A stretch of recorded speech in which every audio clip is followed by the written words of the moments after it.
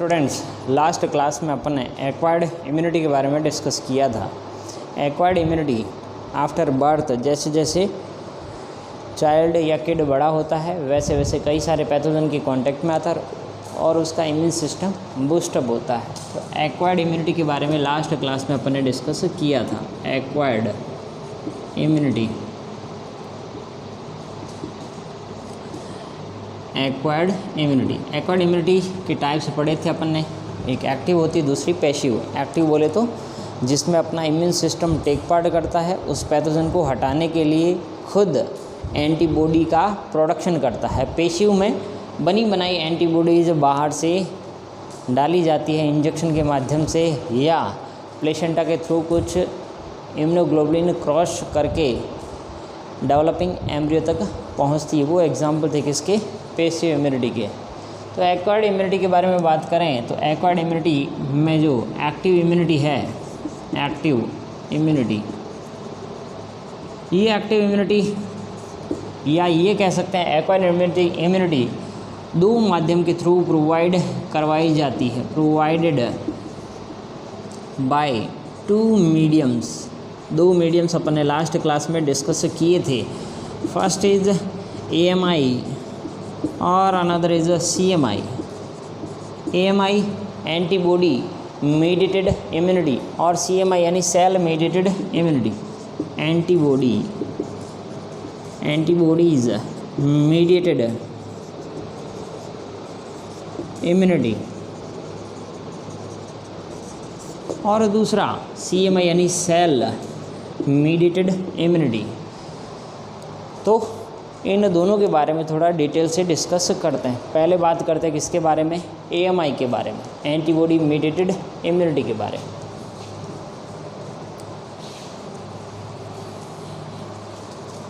तो antibody mediated immunity, इसका नाम एंटीबॉडी मेडिएटेड, एंटीबॉडी यानी यहाँ पे इस इम्यूनिटी में कौन टेक पार्ट करती है? एंटीबॉडी खुद, एंटीबॉडी या एंटीबॉडीज़,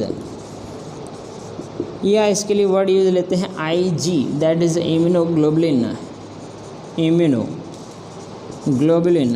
ग्लोबुलिन प्रोटीन है जो इम्यून सिस्टम में टेक पार्ट करता है, इसलिए नाम दिया है क्या? इम्यूनोग्लोबुलिन। तो एंटीबॉडी खुद टेक पार्ट करती है, antibody itself take part in antigen removal, इसलिए इसको नाम दिया क्या? Antibody mediated immunity. तो एंटीबॉडी जो वाई शेप की होती है, immunoglobulin A, immunoglobulin example IgA, IgG, IgM, IgE और IgD। तो ये एंटीबॉडीज़ खुद टेक पार्ट करती है किसमें?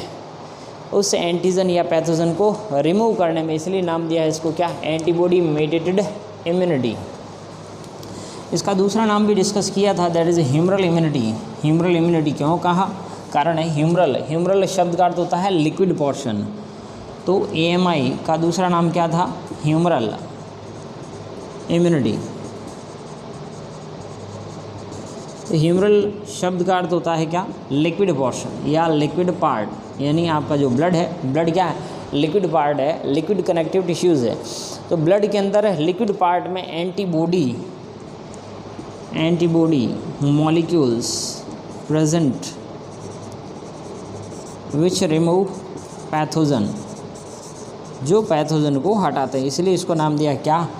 Humoral immunity, pathogens. तो ये बात है किसके बारे में?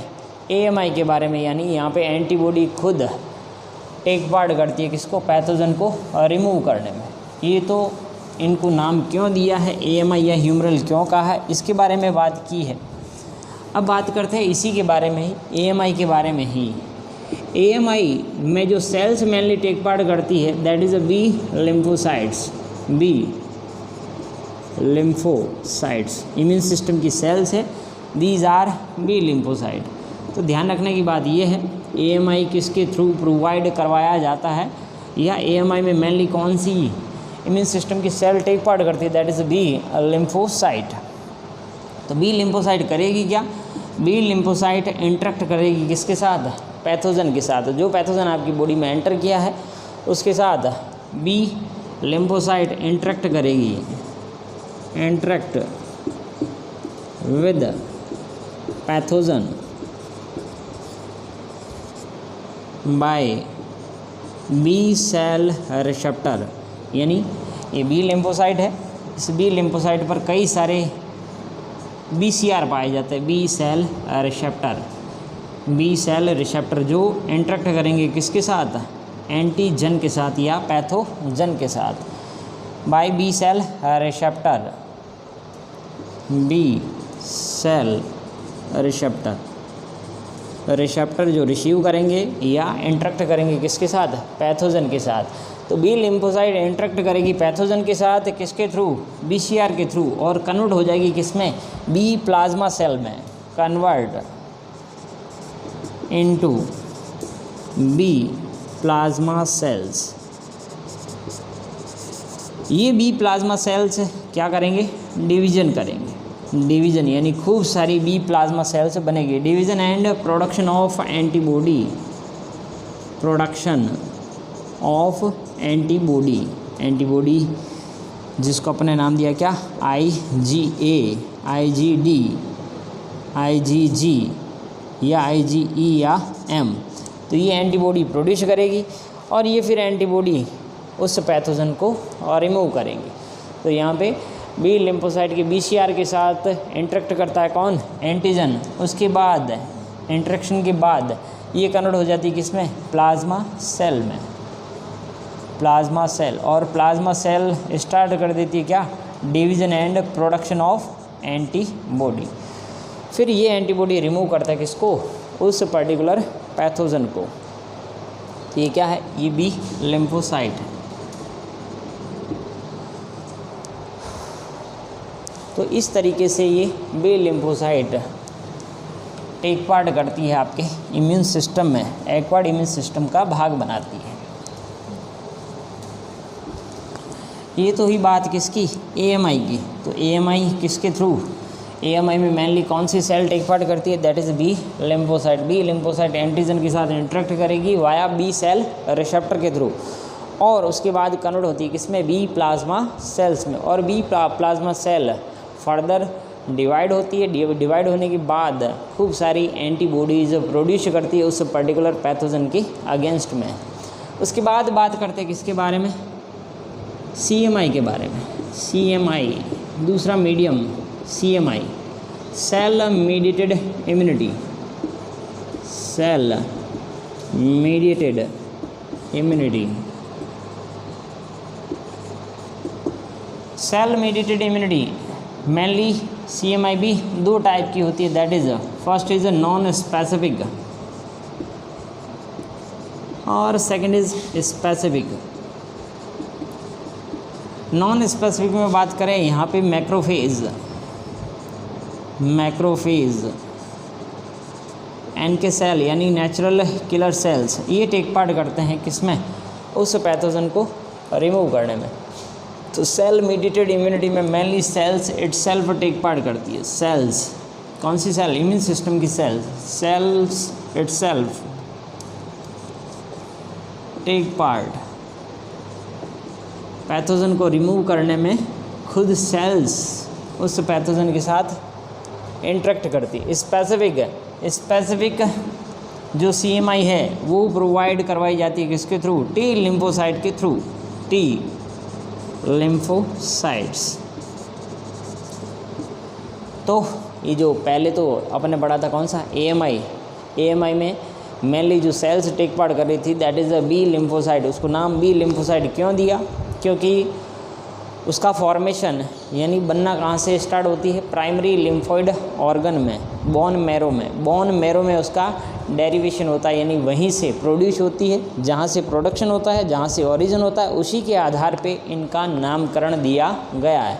उसको बी लिम्फोसाइट क्यों बोला, क्योंकि उसका ओरिजिन कहाँ हुआ था, बी लिम्फोसाइट का इन बोन मैरो, हड्डियों के बीच में जो खोखला भाग होता है वहाँ पे एक फ्लूइड भरा रहता है, दैट इज़ बोन मैरो। तो बोन मेरो में बी लिम्फोसाइट बनती है, उसके बाद मैच्योर होने के बाद उसको अदर सेकेंडरी लिम्फोइड ऑर्गन में भेजा जाता है। तो जहाँ पर ओरिजिन हुआ है उसी के आधार पर उसका नामकरण किया गया है। तो टी लिम्फोसाइट का ओरिजिन कहाँ से? थाइमस ग्लैंड से, इसीलिए इसको नाम दिया है क्या?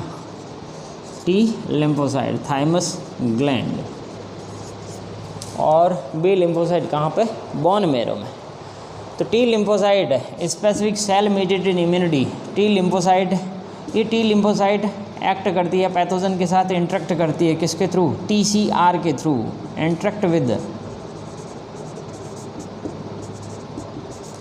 एंटीजन या pathogen by T cell receptor, TCR, T cell receptor. Example T lymphocyte के, जैसे बात करें टी लिम्फोसाइट के एग्जाम्पल, या यूँ कह सकते हैं टी लिम्फोसाइट के टाइप्स। तो फर्स्ट टी हेल्पर सेल, दूसरी टी साइटोटॉक्सिक सेल, तीसरी टी सप्रेसर सेल, और fourth is T memory cell. तो ये तो हेल्पर यानी अदर इम्यून सिस्टम की सेल्स की हेल्प करेगी, ये साइटोटॉक्सिक, और थर्ड सप्रेशर, सप्रेशर यानी ट्यूमर को सप्रेश करेगी, ट्यूमर सप्रेशर, और ये मेमोरी। तो ये 4 टाइप की क्या टी लिम्फोसाइट होती है? T helper, T cytotoxic, T suppressor और टी मेमोरी। मेमोरी सेल्स तो उस पर्टिकुलर पैथोजन के अगेंस्ट में मेमोरी बना लेती है, ताकि सेकंड टाइम अगर वही पैथोजन आपकी बॉडी में एंटर करे तो उसको जल्दी से रिमूव किया जा सके। तो टी हेल्पर सेल हेल्प करेगी अदर सेल्स की। टी साइटोटॉक्सिक सेल्स आपके बॉडी के अंदर जो टॉक्सिन्स बैक्टीरिया रिलीज़ करते हैं उनको हटाने का काम करेगी। TS यानी टी सप्रेशर सेल्स है, जो ट्यूमर इंड्यूस करने वाली सेल्स हैं उनको सप्रेश करने की कोशिश करती है, दबाने की कोशिश करती है। मेमोरी सेल्स पर्टिकुलर पैथोजन के अगेंस्ट में मेमोरी सेल्स बना लेती है। उसके बाद सेकंड टाइम अगर वही पैथोजन एंटर करे तो उसको जल्दी से एलिमिनेट किया जा सके। तो ये था मेनली CMI और TMI। कई बार डिफरेंस पूछा जाता है CMI और AMI में डिफरेंस क्या है, उसके बारे में बात करते हैं।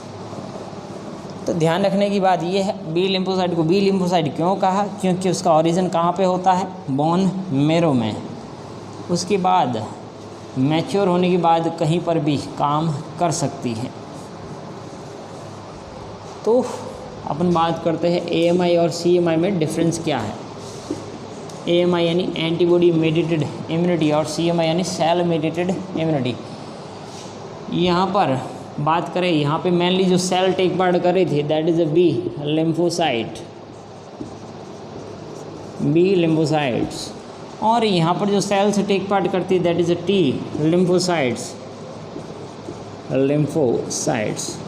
इसके बारे में बात की थी अपन ने। T cytotoxic, T helper, T suppressor और टी मेमोरी सेल्स। उसके बाद यहाँ पर एंटीबॉडी प्रोडक्शन किया जाता है, यानी जो पैथोजन है उसको हटाया जाता है किसके थ्रू? एंटीबॉडी के थ्रू। Antibody production. और यहाँ पर प्लाज्मा सेल का प्रोडक्शन होता है। प्लाज्मा सेल्स तो उधर ही थी। Antibody and plasma cell production, plasma cell production. और यहाँ पर सेल्स का प्रोडक्शन किया जाता है। टी लिम्फोसाइट का प्रोडक्शन, इम्यून सिस्टम की सेल्स, इम्यून सेल्स प्रोडक्शन। उसके बाद यहाँ पे जो रिसेप्टर भाग ले रहा था दैट इज़ अ BCR, और यहाँ पर रिसेप्टर था that is a TCR, T cell receptor. उसके बाद यहाँ पर जो एंटीजन के साथ इंटरेक्ट होती है सेल, वो अनप्रोसेस्ड होता है, यानी वूल एंटीजन के साथ इंटरेक्ट करती है कौन? एंटीबॉडीज़। अनप्रोसेस्ड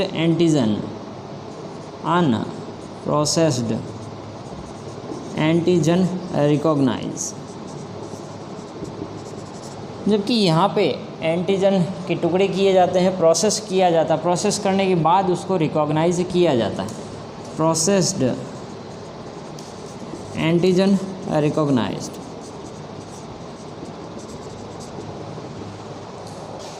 तो ये डिफरेंस थे। इसके अलावा ये रैपिड प्रोसेस यानी फास्ट प्रोसेस, रैपिड प्रोसेस यानी जल्दी से जल्दी उस एंटीजन को रिमूव किया जाएगा। जबकि ये डिलेड प्रोसेस है, time taking process, delayed process. ये कुछ डिफरेंस थे किसमें, CMI और AMI के बीच में। Thank you.